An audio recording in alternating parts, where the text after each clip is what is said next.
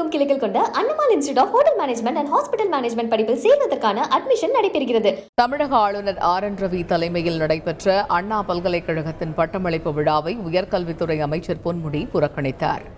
சென்னை கிண்டியில் உள்ள வளாகத்தில் அண்ணா பல்கலைக்கழகத்தின் 44வது பட்டமளிப்பு விழா நடைபெற்றது.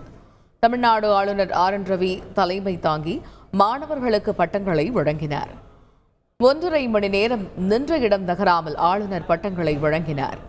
932 பேர் நேரடியாகவும் 1,13,959 மாணவர்கள் கல்லூரி வாயிலாகவும் பட்டம் பெற்றனர்.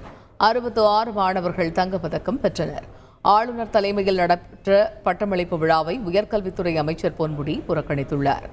சேலம் பெரியார் பல்கலைக்கழக துணைவேந்தர் ஜெகநாதனுக்கு ஓராண்டு பதவி நீட்டிப்பு வழங்கிய ஆளுநருக்கு எதிர்ப்பு தெரிவிக்கும் வகையில் புறக்கணிப்பு என்று கூறப்படுகிறது. இதேபோல உயர்கல்வித்துறை செயலாளரும் பட்டமளிப்பு விழாவில் பங்கேற்கவில்லை என்று கூறப்படுகிறது. அண்ணா பல்கலைக்கழகத்தின் 44வது பட்டமளிப்பு விழாவில் பங்கேற்ற ஆளுநரை வரவேற்று பேசிய துணைவேந்தர் வேல்ராஜ் அமைச்சர் பங்கேற்காதது குறித்தும் தெரிவித்தார். அந்த காட்சியை தற்பொழுது பார்ப்போம். Warm welcome to our Honorable Governor of Tamil Nadu, who is a beacon of inspiration to the younger generation.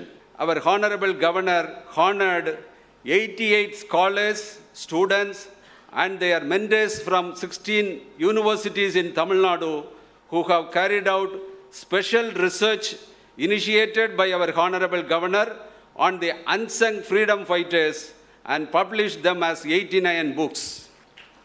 முக்கிய பணிகள் காரணமாக நேரில் வர இயலாத மாண்புமிகு இணைவேந்தர் மற்றும் உயர்கல்வித்துறை அமைச்சர் முனைவர் திரு பொன்முடி அவர்களுக்கு என் வணக்கத்தை தெரிவித்துக் கொள்கிறேன். தமிழகமெங்கும் கிளைகள் கொண்ட Annamal Institute of Hotel Management and Hospital Management படிப்பில் சேர்வதற்கான அட்மிஷன் நடைபெறுகிறது.